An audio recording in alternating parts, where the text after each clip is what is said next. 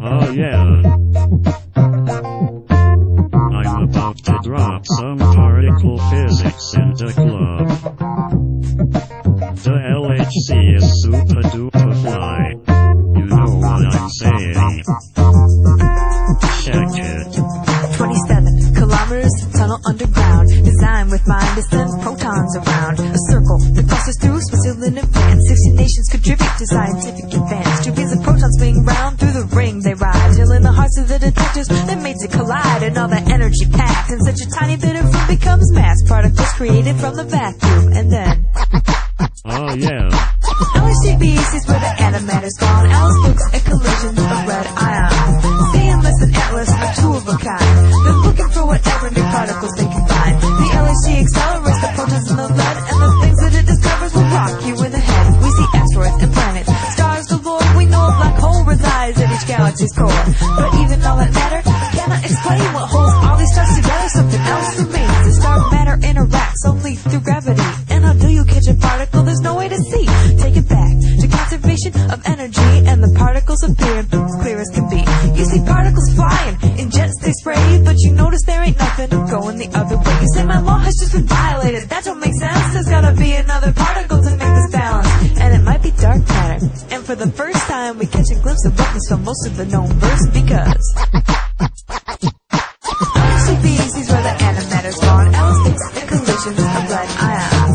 CMS and Atlas are two of a kind. They're looking for whatever new particles they can find. Antimatter is sort of like matter's evil twin, because except for charge and hiddenness of spin, they're the same for a particle and its anti-stuff. But you can store an antiparticle on a new shelf, cause when it meets its normal twin, they both annihilate. Matter turns to energy and then it dissipates. When matter is created from energy, which is exactly what they'll do in the LHC, you get matter and antimatter in equal parts. And they try to take this back to when the universe starts, the Big Bang, back when all the matter exploded. But the amount of antimatter was somehow eroded, because when we look around we see that matter abounds, but the antimatter's nowhere to be found. That's why LHCb sees where the antimatter's gone. Alice looks at collisions of lead ions. CMS and Atlas are two of a kind. They're looking for whatever new particles they can find. The LHC accelerates the protons in the lead, and the things that it discovers will rock you in the head. The Higgs boson, that's the one that everybody talks about, and it's the one sure thing that this machine will sort out.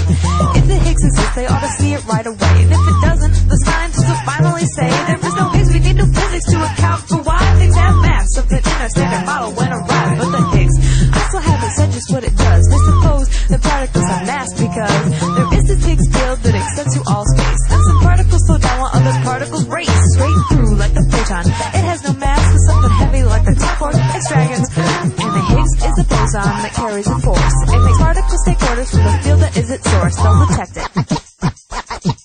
When LHCb sees where the antimatter's gone, Alice looks at collisions of lead ions. CMS and Atlas are two of a kind. They're looking for whatever new particles they can find. The stuff you may think that gravity is strong, cause when you fall off your bicycle, it don't take long until you hit the earth and you say, dang, that hurt. But if you think the force is powerful, you're wrong. You see, gravity is weaker than weak, and the reason why is something many scientists seek. They think about dimensions, we live in just 3, but maybe there are others that are too small to see. It's into these dimensions that gravity extends, which makes it seem weaker here on our end. And these dimensions are rolled up, coiled so tight that they don't affect you in your day-to-day life. But if you were as tiny as a graviton, you could enter these dimensions and go wandering on, and they'd find you. When LHCb sees where the antimatter's gone, Alice looks at collisions of lead ions. CMS and Atlas are two of a kind. They're looking for whatever new particles they can find. The LHC accelerates the photons in the lead, and the things that it discovers will rock you in the head. Oh yeah. Our understanding of the universe is about to change, thanks to the Large Hadron Collider. This is C to the E to the R to the N